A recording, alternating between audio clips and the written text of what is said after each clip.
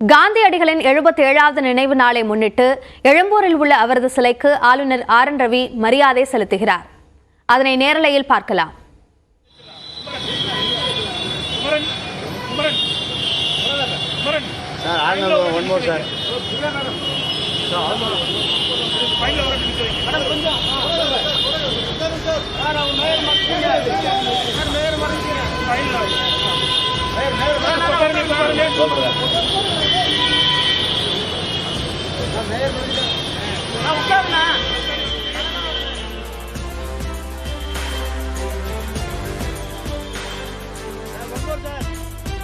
காந்தியடிகளின் 77வது நினைவு நாளை முன்னிட்டு அவருடைய படத்திற்கு மலர் தூவி மரியாதை செலுத்தினார் தமிழ்நாடு ஆளுநர் ஆர்.என். ரவி.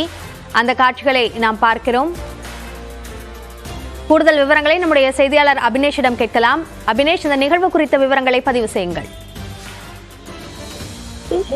காந்தி நினைவு நாளை முன்னிட்டு 77வது நினைவு தினத்தை முன்னிட்டு சென்னை எழும்பூரில் இருக்கக்கூடிய அரசு அருங்காட்சியக வளாகத்தில் அமைக்கப்பட்டுள்ள அவருடைய திருவுருவ சிலைக்கு தமிழ்நாடு அரசின் சார்பில் இன்றைக்கு மரியாதை செலுத்தப்பட்டது. இந்த நிகழ்ச்சியில தமிழ்நாடு ஆளுநர் ஆர்.என். ரவி சிலைக்கு கீழ் வைக்கப்படக்கூடிய புகைப்படத்திற்கு மலர் தூவி தன்னுடைய மரியாதையை செலுத்தினார். இந்த நிகழ்ச்சியில் தமிழக அரசுடைய அமைச்சர்கள் சேகர் பாபு, அதே போல மு.பே. சுவாமிநாதன், சென்னை பெருநகர மாநகராட்சி மேயர் பிரியா, துணை மேயர் மகேஷ் உள்ளிட்டோர் இந்த நிகழ்ச்சியில கலந்து கொண்டாங்க. ஒவ்வொரு ஆண்டும் இந்த ஜனவரி 30ஆம் தேதி காந்தி அடிகளுடைய நினைவு தினம் அனுசரிக்கப்படுகிறது.